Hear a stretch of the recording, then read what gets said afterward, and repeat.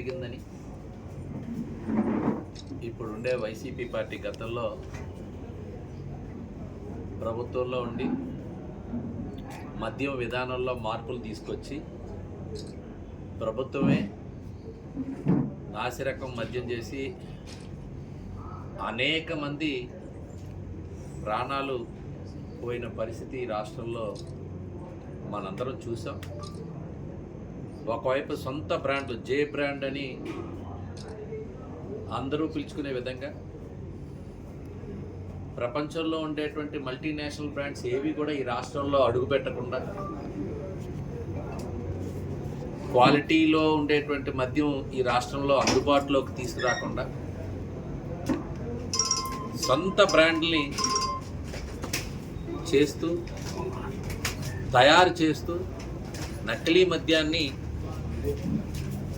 అందుబాటులోకి తీసుకొచ్చినటువంటి పరిస్థితుల్లో గత పాలన ఉండి ఈరోజు వాటి గురించి గగ్గోలు పెడుతున్నటువంటి సంగతి. వాళ్ళ అవినీతి అక్రమాలు, వాళ్ళ పాపాలని ఎదుటి వారిపైన నెట్టడంలో ఈరోజు జగన్ అనుకో వాళ్ళందరూ కూడా పిహెచ్డి తీసుకున్నట్టుగా కనబడతారు. గత 5 ఏళ్ళు కూడా 3,500 కోట్లు దోపిడీ చేశారని అందరూ అనుకున్నటువంటి త్వరలో వాళ్ళ దృష్టి మళ్లించడానికి వీళ్ళు చేస్తున్నటువంటి పన్నాగంగా కనబడుతుంది. అందులో భాగంగానే ఈరోజు చిత్తూరు జిల్లాలో మొలకర్ చెరువు కానీ ఇబ్రహీంపట్నం అంశం కానీ నకిలీ మద్యం అంశం తెరపైకి వచ్చిందని మీ అందరికీ తెలియజేస్తుంది. ఇప్పుడు ఈ కూటమి ప్రభుత్వం ప్రతిష్టను ఎలాగైనా దెబ్బతీయాలనేటువంటి ఉద్దేశంతో ఈ కుట్రపూర్తిగా ఈ కల్తీ మద్యం ఫార్ములా కూడా తాడేపల్లి ప్యాలెస్లోనే తయారు చేసినట్టుగా కనబడుతుంది.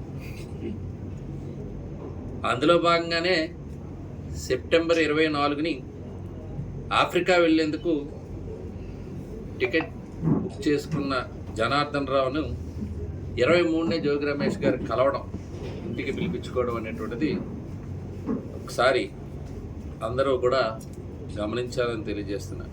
వాళ్ళిద్దరూ కూడా చిన్ననాటి స్నేహితులు కావడం, ఒక నకిలీ మద్యానికి ప్రణాళికలు రచించారనేటువంటిది వాస్తవం కాదా అని అడుగుతున్నాం. అలాగే జోగి రమేష్ అనుచరుడు సురేష్ మొలకల్ చెరువు కల్తీ మద్యం తయారీ కేంద్రం ఆచూకీని ఎక్సైజ్ అధికారులకు ఫోన్ చేసి చెప్పాడు. మీ కుట్రని మళ్ళీ ప్రభుత్వం మీద ఆపాదించడం, ఆ ప్రయత్నం చేయడం అనేటువంటిది జరుగుతుంది.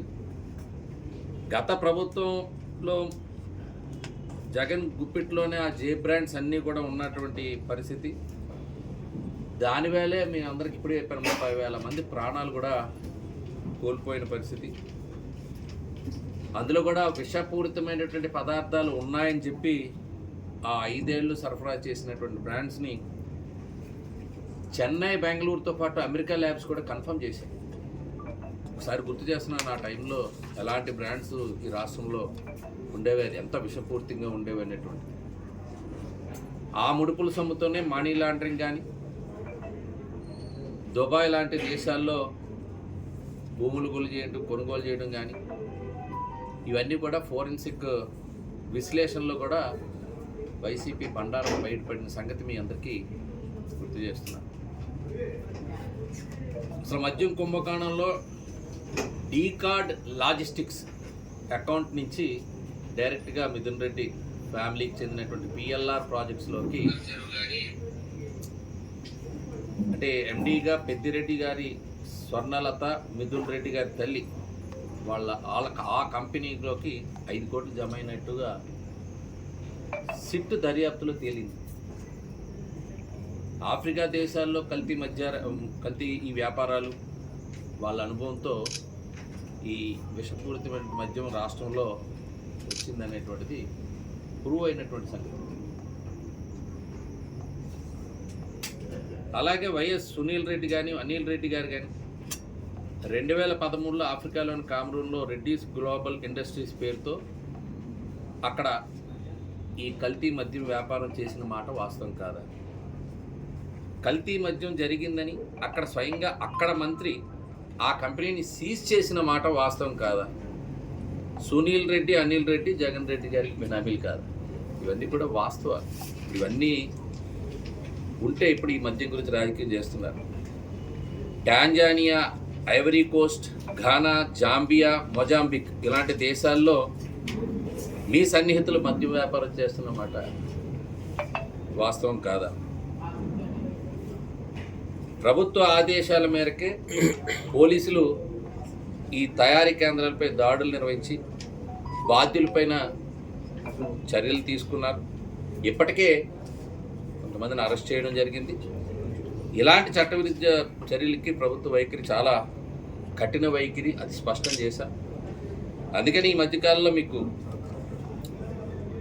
ఎలక్షన్లు అయిన తర్వాత వైసీపీ నుంచి జయచంద్రారెడ్డి, అదేవిధంగా కట్ట సురేందర్ రెడ్డి తెలుగుదేశంలో చేరినప్పటికీ వాళ్ళకి మద్యంతో సంబంధాలు ఉన్నాయని చెప్తే వెంటనే వాళ్ళని సస్పెండ్ చేశాం. జయచంద్రారెడ్డి పైన కేసు కూడా నమోదు చేయడం ఇది ఒక నిబద్ధతకి నిదర్శనం అని మీకు తెలియజేస్తున్నాను. ఎక్కడో ఏదో జరిగితే అదంతా కూడా ప్రభుత్వానికి ఆపాదించేటువంటి ప్రయత్నం చేయడం, ఎవరైనా యాచకులు చనిపోయినా వాళ్ళని పోస్ట్ మార్టం చేస్తే వాళ్ళు కామెంట్ చేశారని పోస్ట్ మార్టం చేయడం మీ అందరికీ తెలుసు. జంగారెడ్డిగూడెంలో 27 మంది కల్తీ మద్యం తాగి చనిపోతే ఆ రోజు మేము కూడా అసెంబ్లీ నుంచి ఎమ్మెల్యేలు అందరూ బస్సులో వెళ్ళాం. మేము చెప్పాం వాళ్ళందరికీ పోస్ట్ మార్టం చేస్తే నిజం తేలుతుందని. పోస్ట్ మార్టం కూడా చేయలేదు. పోస్ట్ మార్టం చేయలేదు, ఎవరి మీద కేసు కూడా లేదు. కానీ ఈరోజు వారు ఏదైనా చెప్తే, ఏదైనా కామెంట్ చేస్తే దాన్ని ఇమీడియట్గా స్పష్టంగా ఈరోజు ప్రభుత్వం కల్తీ మద్యం వల్ల ఎవరైనా చనిపోయారనుకుంటే వాళ్ళ పోస్ట్ మార్టం నిర్వహించి అవి ఏం లేదని కూడా తేల్చడం అనేట్టు కూడా జరిగిందనేటువంటిది మీకు తెలియజేస్తున్నాను. అందుకనే 4 IPSలతో ఒక సిట్ ఏర్పాటు చేయడం జరిగింది. ఈ కల్తీ మద్యంలోని ఏదైనా వాస్తవాలు తెలియజేయడానికి ఒక సిట్ ఏర్పాటు చేశాం.